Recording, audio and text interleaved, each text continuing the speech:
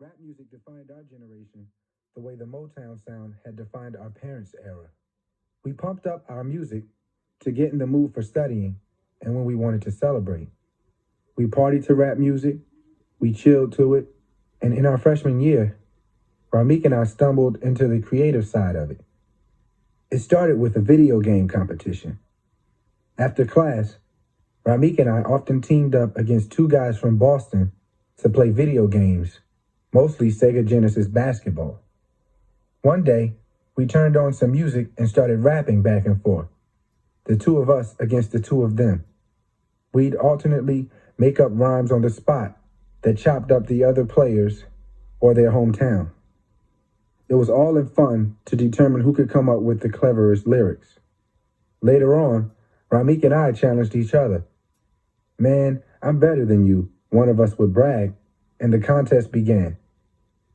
Sometimes we just rapped back and forth to each other in the room before going out to a party on Thursday or Friday night. We even recorded a rap video once when a video company called Funflix came to Seton Hall as part of a campus fun day. The company set up a booth with the latest high-tech equipment and offered students a chance to make a music video for free. We could choose from a list of songs and lip sync to a recording while the cameraman added a creative backdrop like stars. It was video karaoke. There were a few popular rap songs on the list, so Ramik and I got together with about 5 other friends and made several flicks. One of the guys with us that day was a seasoned rapper known around campus as PS. One night, Ramik and I were talking when one of us suggested that we try to hook up with PS to form a rap group. We approached him about it, and I was surprised that he agreed right away because his skills were so far superior to ours. At first, we considered asking PS to write our lines, but we quickly realized that just wouldn't work. To feel what we were saying, each of us had to write our own lines. I became pretty good at coming up with metaphors, and Ramik developed great producer instincts. He was the one who pulled our individual pieces together into one good rap. We began by rapping over other groups' beats. Then Ramik started creating beats for us using a friend's sampler. Sampling was a popular technique in which musicians lifted a particular sound, say a horn solo or a drum beat, from a recorded song and piece it with other samples or original beats to create background music. We chose the name ART, Another Rough Tribe, for our group in the tradition of the colorful rappers whose sole purpose was to have fun stringing words together, showcasing their talents, and bragging about their exploits, particularly with women. We were big fans of rap pioneers like KRS-One and Rakim, and others like A Tribe Called Quest and leaders of the New School, whose star Busta Rhymes broke away and became a popular solo rapper, sporting flashy, almost clownish costumes. We enjoy listening to all kinds of rap, especially socially conscious rap and even gangster rap, which ignited major controversy with its violent images and themes. We were just having fun in our spare time, unsure of how far we wanted to go with the group, but gradually we got more serious. We asked Sam to be our manager. He is always more interested in working behind the scenes in rap and envisioned himself as more a business mogul, like Russell Simmons, or a producer like Sean Puffy Combs. The more we practiced, the better we got. We wanted to go into the studio to put together some original beats and record some songs, but we had no money.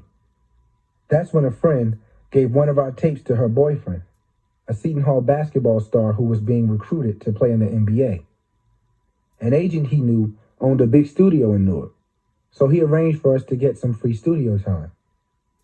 We went to the studio at least once a week, sometimes more often, depending on our class schedules, and recorded a couple of rap songs. But after a while, the studio wanted to start charging us, so we had to come up with another plan. Sam came to our rescue. Always a penny pincher, Sam had some extra money from his savings over the years and decided to fund us $500. Since all 3 of us were struggling financially, we recognized the huge sacrifice he was making. There was no guarantee that he would get his money back, and unlike me, he couldn't call home for help with his tuition when his money ran short. When I made it to college, my mother took on part-time jobs in addition to her full-time job at the insurance company and sent every dime of the extra money to me to help with tuition and books. She would have killed me if I had used even a penny of it to pursue a career as a rapper. But Sam understood our passion, believed in our talents, and decided to gamble. We found another studio owned by Kool and the Gang, a funk band popular in the 1970s, went in and recorded a couple more songs. We also heard that the Fugees, popular at the time with lead vocalist Lauryn Hill, had a studio in East Orange called the Booger Basement. When we stopped by, we hit it off with the cousin of Wyclef Jean, one of the band's founders. Wyclef's cousin ran the studio and told us he would put together some beats for us. We only had to pay for studio time. We used the Booger Basement to cut 3 more songs, which were even better than our first ones. Now we were ready to copyright our material, but we mistakenly thought we would have enough money to hire a lawyer. Ramit came up with an alternative, the so-called poor man's copyright. We typed the lyrics of our songs, and he sent a copy of them via certified mail to himself. When we had 4 or 5 songs on a demo tape, we decided to put together a package to send to record companies. We didn't have enough money for professional photos, so Ramit asked the guy who took pictures for the student newspaper to take a promotional photo of us. To look like real rappers, we had to appear tough, not like the college boys we had become. We scouted the campus for the perfect photo background. The green grass and stately trees surrounding Seton Hall just wouldn't do. Finally, we found the perfect spot, the upper deck of the student parking lot. The bare look of the concrete at night and the 3 of us in our baggy jeans, bad boy expressions, and hats flipped backward looked just about right. By now, we were in our junior year of college. We assembled 30 packets, each containing a copy of the demo, a promotional photo, and a short bio crafted by our wordsmith, P.S. Then, we used the telephone book and directory assistance to track down the addresses and telephone numbers of about 20 record companies. We were ready for New York. Ramit, P.S., and I skipped our classes and spent a day there, distributing our material. Ramit drove his white Volkswagen Golf, and each of us chipped in for gas and parking. We went from one record company to the next and handed our packet to the highest-ranking person available. A few times we were asked to drop our tape in a box with hundreds of others. One of the record companies on our list was Puffy's Bad Boy Records. Puffy had just started a label with a guy named Harv Pierre. Directory assistants had given us our Harlem address, but when we drove up, we didn't see any office buildings. The address was an apartment complex in the middle of the hood. For a moment, we sat perplexed in the car. What should we do? You don't just go walking up to some apartment in the hood without knowing where you're going. Anything could happen. But we had come this far, we weren't turning around. We found a telephone and called the number on our list. Sure enough, it was Bad Boy Records. We asked the person answering the telephone to confirm the address. He gave us an apartment number. We walked up to the door and rang the buzzer. A voice answered. "Is this Bad Boy Records?" one of us asked. "Yeah, come on up." We felt a bit awkward when we first walked into the apartment because a bunch of guys were just sitting around. We looked around the room. No Puffy. "What do you need?" one of the guys asked. We explained that we were rappers and wanted Puffy to listen to our tape. We figured we had a better chance of getting called back if we could get Puffy to listen to it on the spot. Puffy wasn't there, but we were directed to a bedroom where Harv Pierre, Puffy's vice president, sat on a king-size bed surrounded by at least 300 tapes. 3 different phones sat on the bed next to him, and he had one at each ear. He looked up and saw us. "Can I help y'all? What do you need?"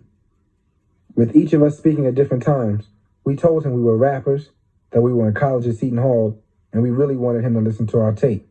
"That's cool, man. That's dope," he responded with a friendliness that immediately put us at ease. He chatted with us for about 5 minutes, but he said he was too busy to listen to the tape right then. He asked us to put it in his pile, and he promised to call us back.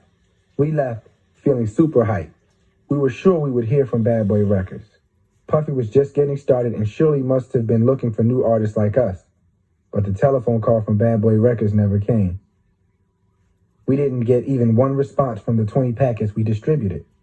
We kept trying. We started getting weekend gigs. Our first big performance was at a nightclub about 15 minutes from Seton Hall. It was a hip-hop club that drew a young adult crowd, mostly college students of all races who came to dance and watch live performances. When we made it to the club the night of our gig, customers were lined up outside the door to get in. As VIPs, we bypassed the crowd. That made us feel important. We did a sound check, gave the disc jockey our instrumental tape, and chilled in the back of the club near the bar until it was time to go on stage. We were the opening act.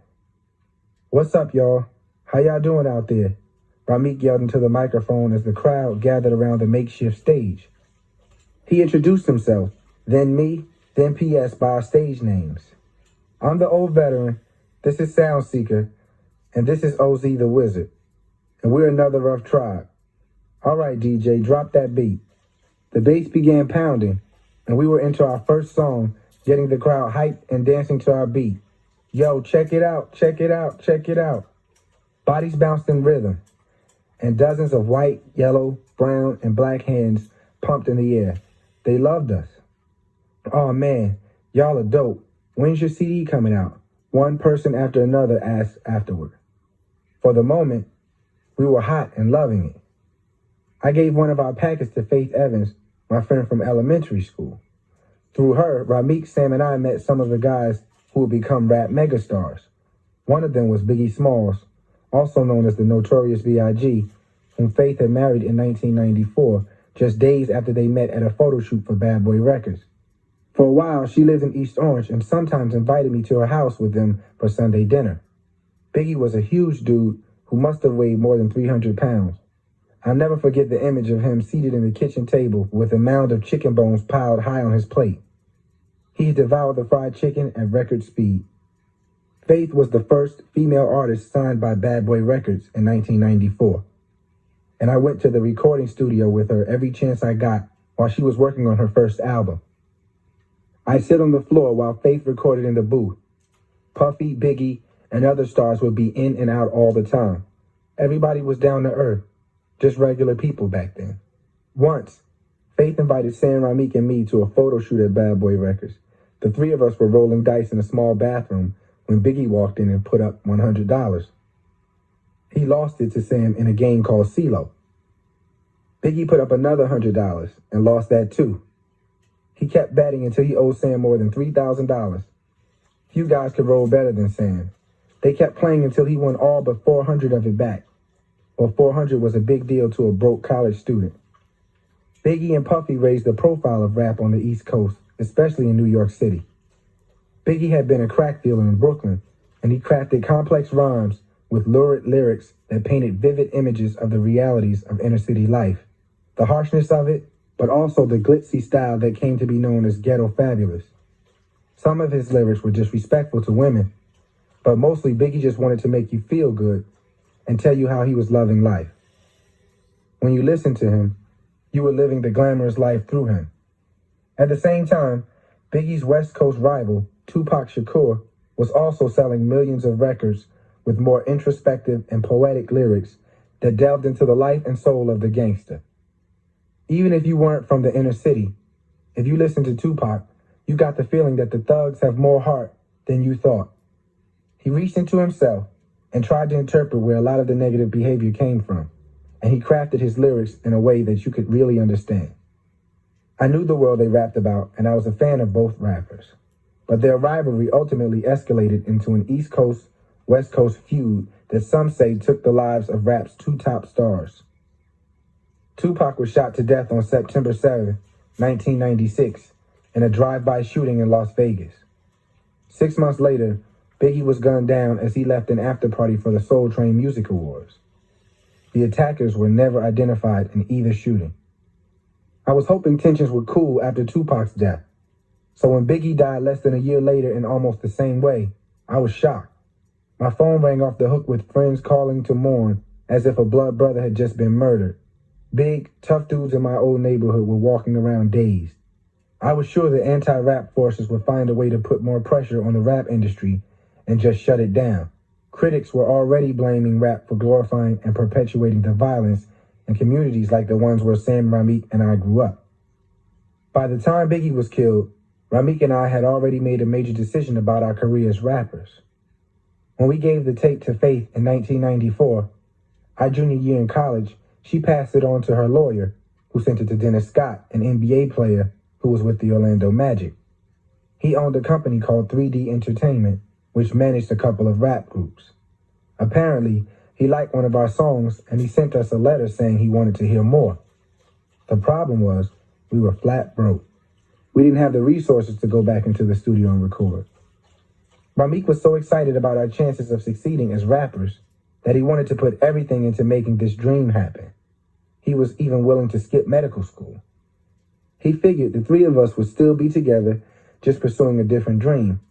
But the life of a rapper was his dream, not ours. He loved the stage, the spotlight, and the cheers from the crowd. It was part of his fantasy of becoming an actor. To him, being a rapper was the next best thing.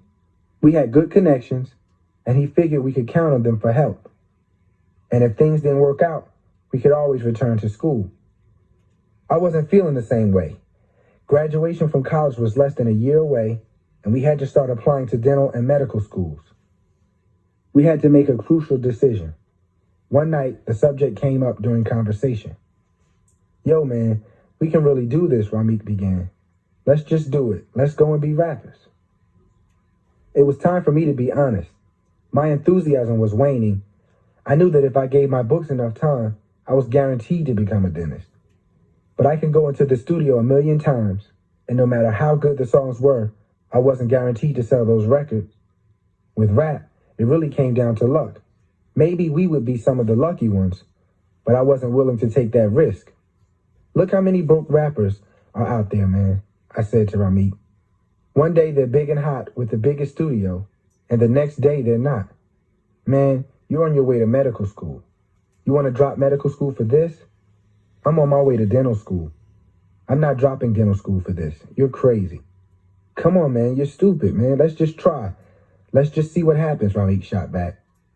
I didn't budge. "Nah, man, I'm not even gonna see. At some point, we still have to make a decision, and I've already made mine." Ramik got quiet. I had just spewed acid on his fantasy, and it was shriveling up before his eyes. He didn't want to try it alone, and P.S., our other partner, had already drifted away. P.S. was a brilliant student, as talented in math as he was in rap, but he didn't try hard at either one and ended up dropping out of Seton Hall. After a few minutes of silence, Ramik looked at me. I wasn't sure what he would say. "You know what, man?" he said softly. "You're right." That was it. Our career as rappers came to an abrupt halt. Our pact was still solid. Once again, we were on our way to becoming doctors.